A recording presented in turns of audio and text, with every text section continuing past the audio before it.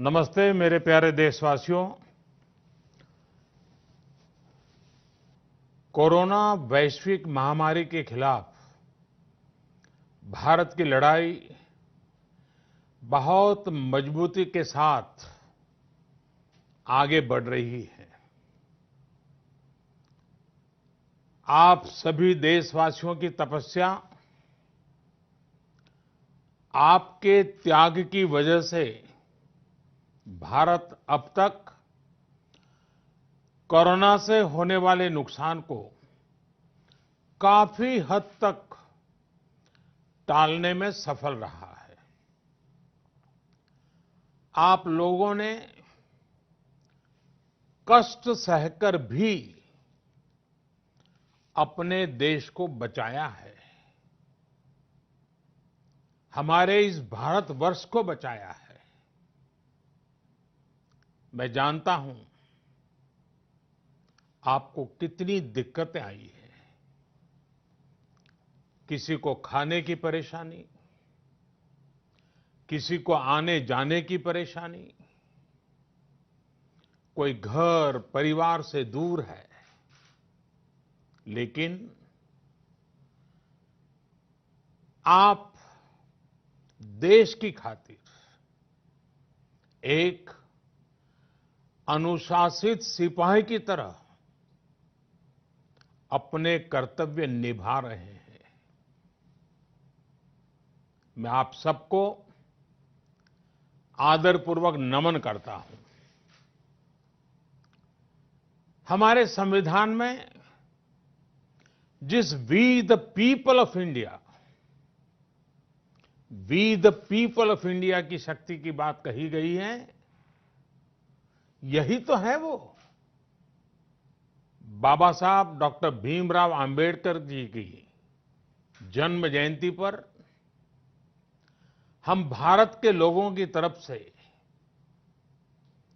अपनी सामूहिक शक्ति का ये प्रदर्शन, ये संकल्प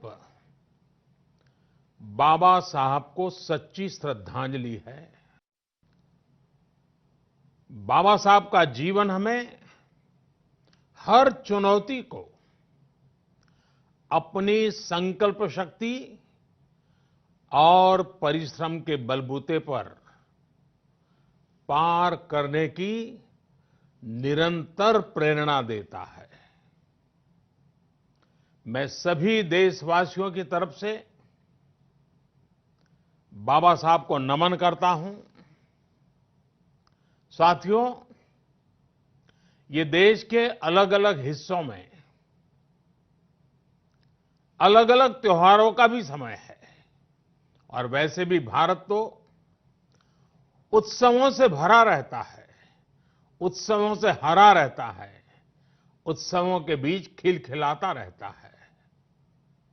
बैसाखी, पोहेला बैशाख, पुथांडू, बोहाग बिहू, बिशु के साथ अनेक राज्यों में नए वर्ष की शुरुआत हुई है।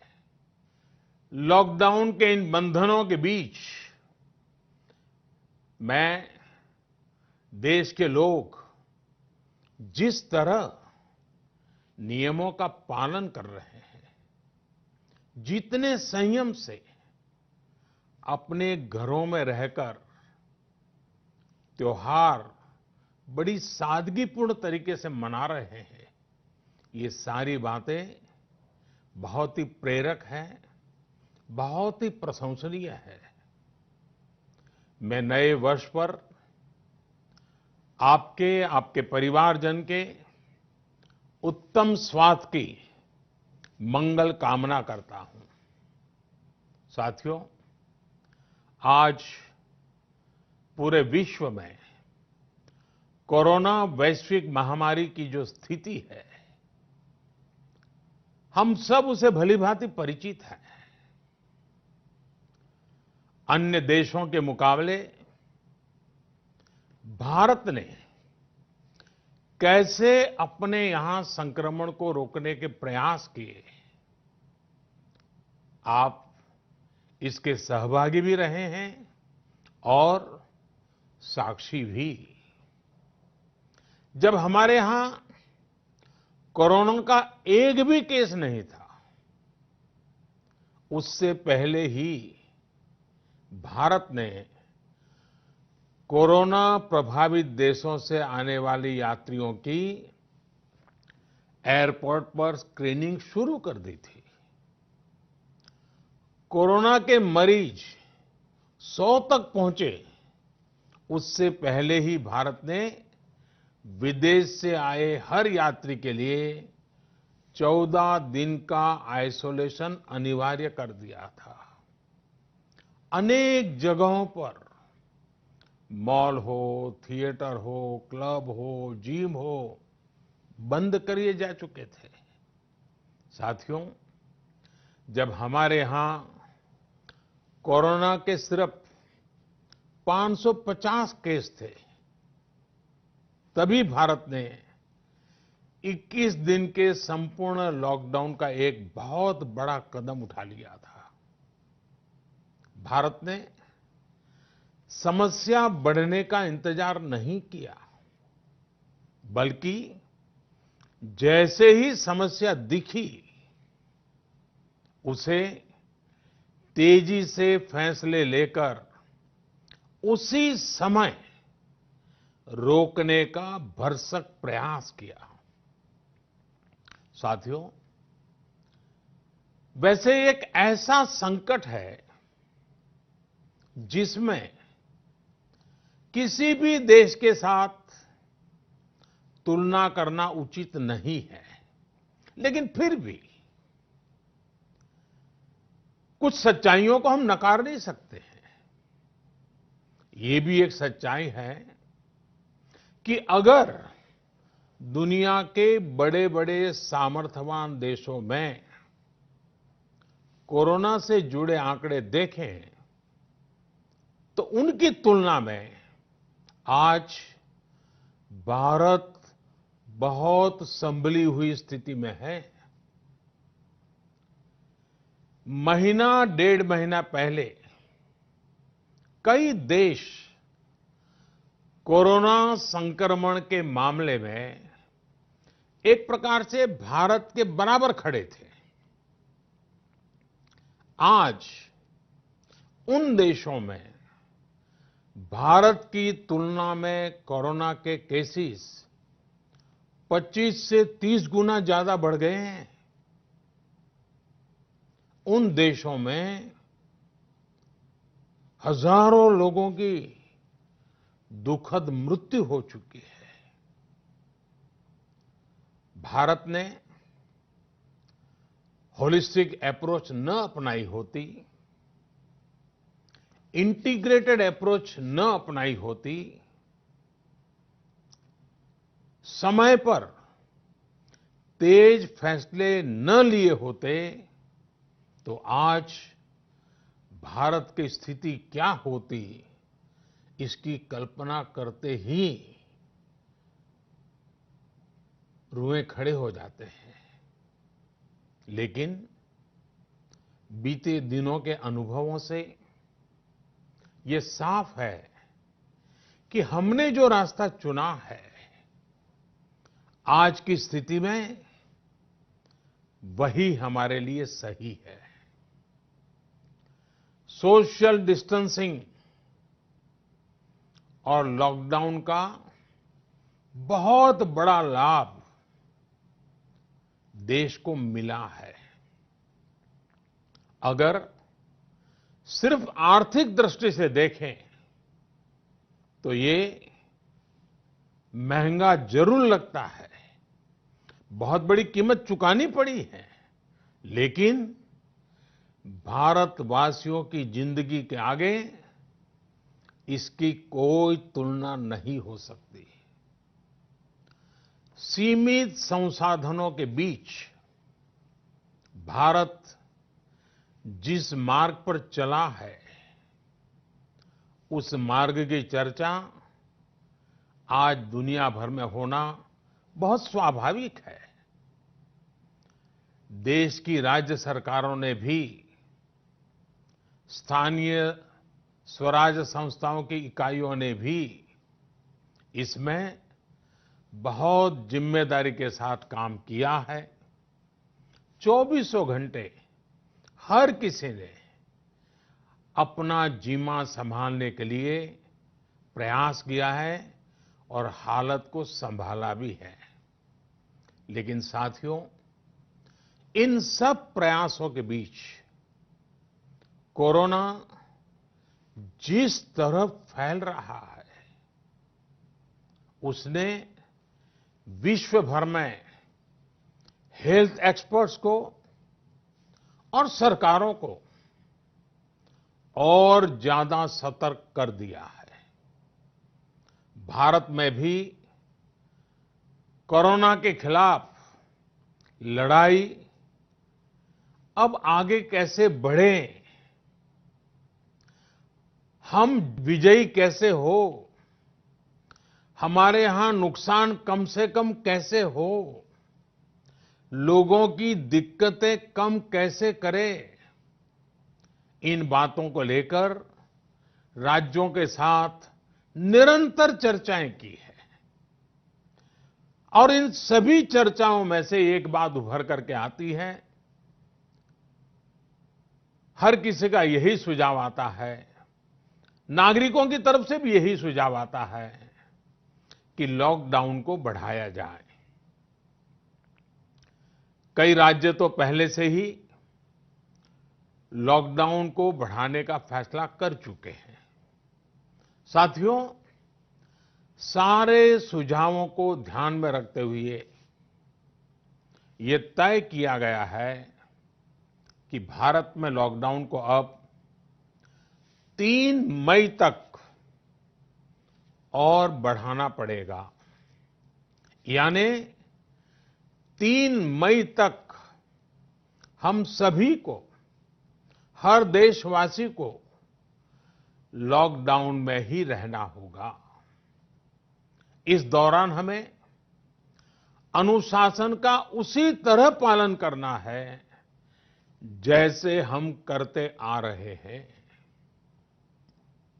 मेरी सभी देशवासियों से ये प्रार्थना है कि अब कोरोना को हमें किसी भी कीमत पर नए क्षेत्रों में फैलने नहीं देना है। स्थानीय स्तर पर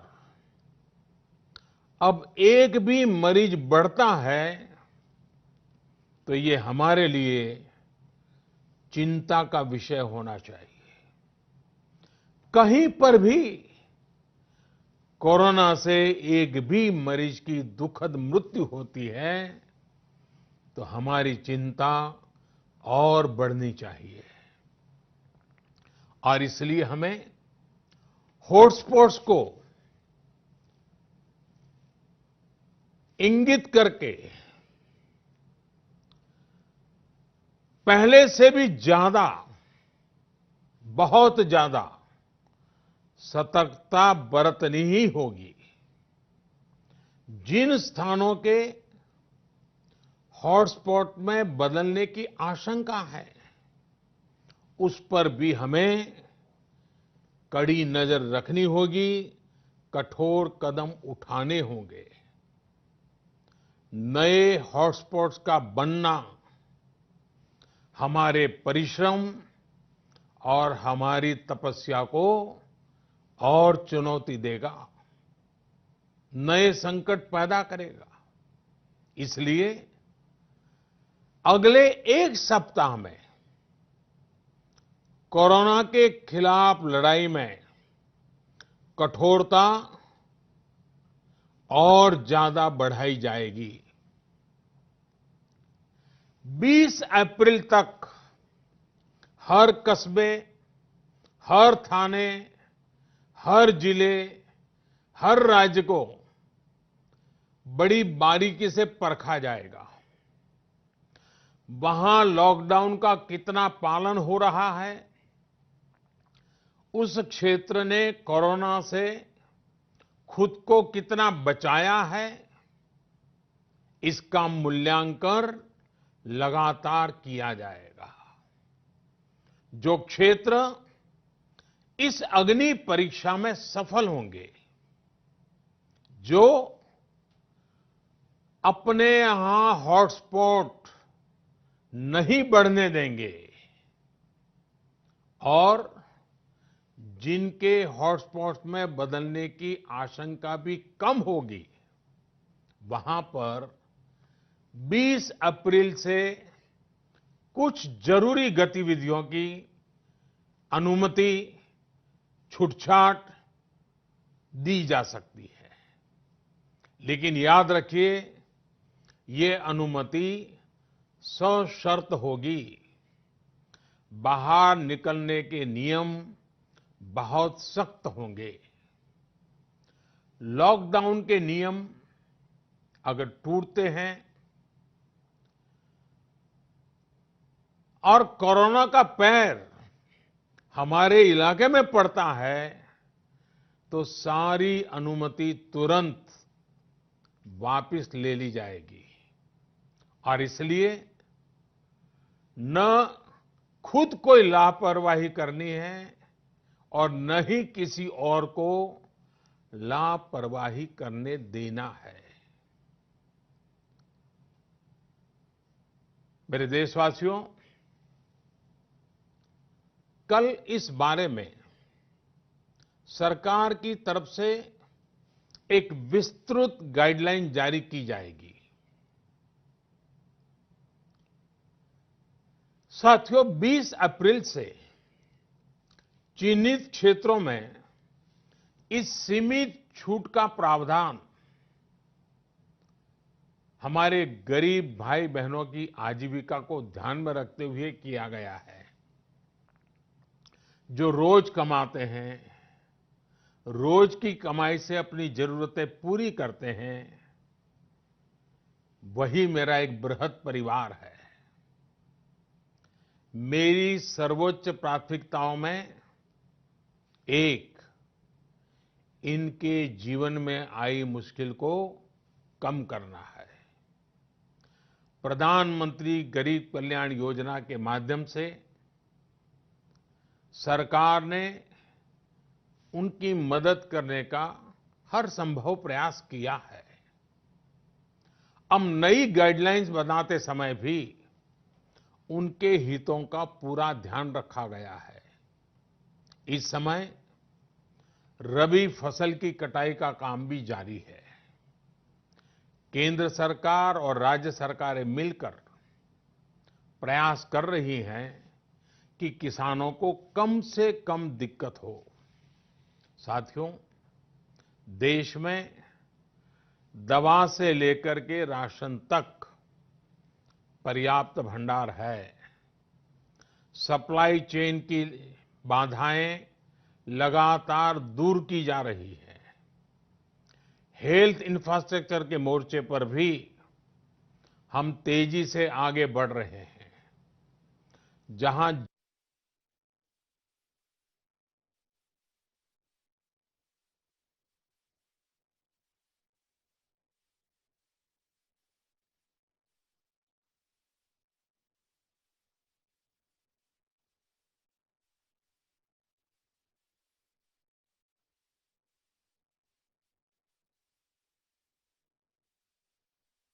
ये कहता है कि कोरोना के 10,000 मरीज होने पर 1500-1600 बेड्स की जरूरत होती है। भारत में आज हम 1 लाख से अधिक बेड्स की व्यवस्था कर चुके हैं। इतना ही नहीं, 600 से भी अधिक ऐसे अस्पताल हैं जो सिर्फ कोविड के इलाज के लिए काम कर रहे हैं। इन सुविधाओं को और तेजी से बढ़ाया जा रहा है। साथियों, आज भारत के पास भले सीमित संसाधन हो, लेकिन मेरा भारत के युवा वैज्ञानिकों से विशेष आग्रह है कि विश्व कल्याण के लिए, मानव कल्याण के लिए मेरे नौजवान साथियों, आप आगे आए। कोरोना की वैक्सीन बनाने का मेरे देश के नौजवान, मेरे देश के वैज्ञानिक बेड़ा उठाएं। साथियों, हम धैर्य बनाकर रखेंगे, नियमों का पालन करेंगे, तो कोरोना जैसी महामारी को भी परास्त करके ही रहेंगे। इसी विश्वास के साथ मेरी बात समाप्त करने से पहले मैं आपका साथ मांग रहा हूं। 7 बातों में आपका साथ। पहली बात, अपने घर के बुजुर्गों का विशेष ध्यान रखें। विशेषकर ऐसे व्यक्ति जिन्हें पुरानी बीमारी हो, उनकी हमें एक्स्ट्रा केयर करनी है। उन्हें कोरोना से बहुत बचाकर रखना है। दूसरी बात, लॉकडाउन और सोशल डिस्टेंसिंग की लक्ष्मण रेखा का पूरी तरह पालन करें। घर में बने फेस कवर या मास्क का, और वो भी घर में बने हुए, उनका अनिवार्य रूप से उपयोग करें। तीसरी बात, अपनी इम्यूनिटी बढ़ाने के लिए आयुष मंत्रालय द्वारा जो निर्देश दिए गए हैं, उसका अगर हम पालन करें, गर्म पानी है, काढ़ा है, इनका निरंतर सेवन करें। चौथी बात, कोरोना संक्रमण का फैलाव रोकने में मदद करने के लिए Aarogya Setu mobile app, Aarogya Setu mobile app जरूर डाउनलोड करें। दूसरों को भी इस ऐप को डाउनलोड करने के लिए प्रेरित करें। पांचवी बात, जितना हो सके उतने गरीब परिवार की देखरेख करें, उनके भोजन की आवश्यकता पूरी करें। छठी बात, आप अपने व्यवसाय, अपने उद्योग में अपने साथ काम करे लोगों के प्रति संवेदना रखें, किसी को नौकरी से न निकालें। सातवीं बात, देश के कोरोना योद्धाओं, हमारे डॉक्टर, नर्सेस, सफाई कर्मी, पुलिसकर्मी, ऐसे सभी लोगों का हम सम्मान करें, आदर पूर्वक उनका गौरव करें। साथियों, इन 7 बातों में आपका साथ, ये सप्तपदी विजय प्राप्त करने का मार्ग है। विजय होने का हमारे लिए निष्ठापूर्वक करने वाला ये काम है। पूरी निष्ठा के साथ 3 मई तक लॉकडाउन के नियमों का पालन करें। जहां है वहां रहे, सुरक्षित रहें। वयम राष्ट्रे जागृयाम, हम सभी राष्ट्र को जीवंत और जागृत बनाए रखेंगे। इसी कामना के साथ मैं अपनी बात समाप्त करता हूं। आपको, आपके परिवार को उत्तम स्वास्थ्य की मंगल कामनाएं करता हूं। बहुत बहुत धन्यवाद।